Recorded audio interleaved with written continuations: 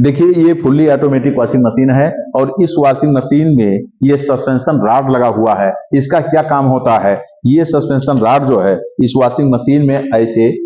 Set किया जाता है और देखिए इस तरह से ऐसे लगा दिया जाता है और इसके बाद वॉशिंग मशीन को सीधे पलट के और इसी रॉड पे ये टिका रहता है और इसके बाद इसमें स्प्रिंग लगी हुई है और इसी स्प्रिंग पे ये जो है चलता है, जिससे स्प्रिंग की वजह से इसमें किसी तरह की कोई वाइब्रेशन, कोई कंपन नहीं होती है।